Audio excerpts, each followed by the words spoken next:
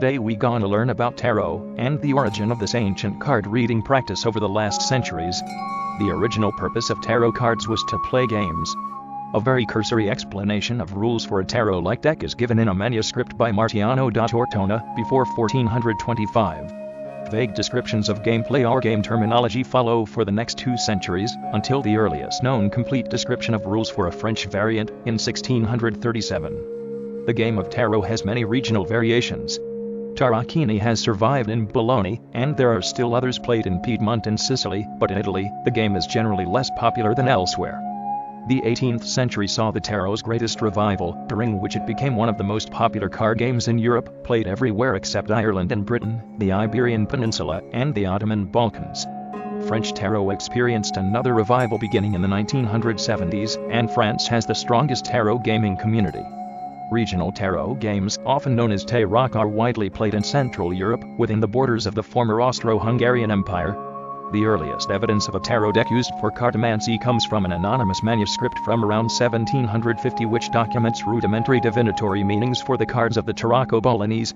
The popularization of esoteric tarot started with Antoine Court and Jean-Baptiste Alliot in Paris during the 1780s. Using the Tarot of Marseilles, French tarot players abandoned the Marseilles tarot in favor of the Tarot Nouveau around 1900, with the result that the Marseilles pattern is now used mostly by cartomancers.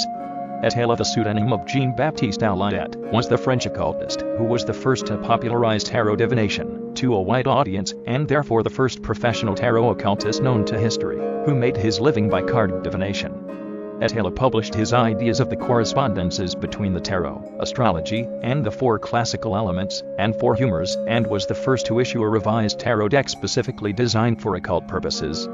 In keeping with the unsubstantiated belief that such cards were derived from the Book of Thoth, Atala's tarot contained themes related to ancient Egypt.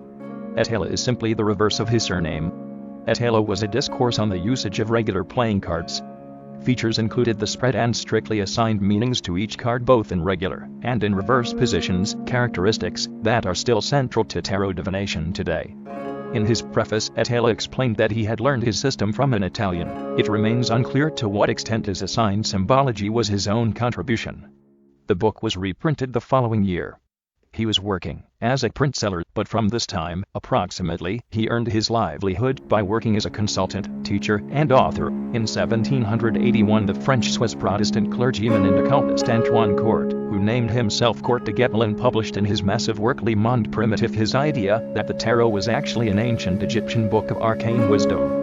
There is no evidence to support the notion that tarot has an Egyptian lineage, but in the stir that followed, Atala responded with another book, translated as How to Entertain Yourself with the Deck of Cards Count Tarot, in 1785. It was the first book of methods of divination by tarot.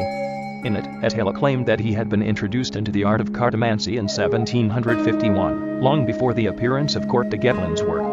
In 1788 he formed a group of French-speaking correspondents through which he continued to discuss his ideas about tarot interpretation. The next year he published a special deck for divination that syncretized his ideas with older forms of French cartomancy. This was the first deck of cards specifically designed for occult purposes. In 1790, Atala founded the New School of Magic. Later that year, he published Theoretical and Practical Course in the Book of Thought, which includes his reworkings of what would later be called the Major and Minor Arcana, as well as the introduction of the 4 elements and astrology.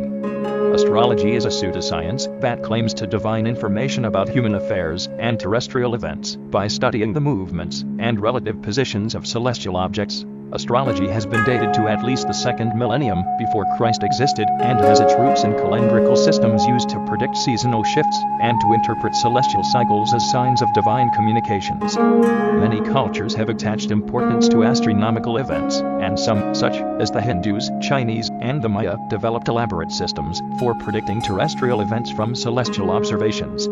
Western astrology, one of the oldest astrological systems still in use, can trace its roots to 19th, 17th century BCE Mesopotamia, from where it spread to ancient Greece, Rome, the Arab world, and eventually Central and Western Europe. Contemporary Western astrology is often associated with systems of horoscopes that purport to explain aspects of a person's personality and predict significant events in their lives based on the positions of celestial objects. The majority of professional astrologers rely on such systems. Throughout most of its history, astrology was considered a scholarly tradition, and was common in academic circles, often in close relation with astronomy, alchemy, meteorology, and medicine. It was present in political circles, and is mentioned in various works of literature. And that is it for today. Thank you for your attention, and have a wonderful day. Don't forget to play tarot with your friends or family. Cheers.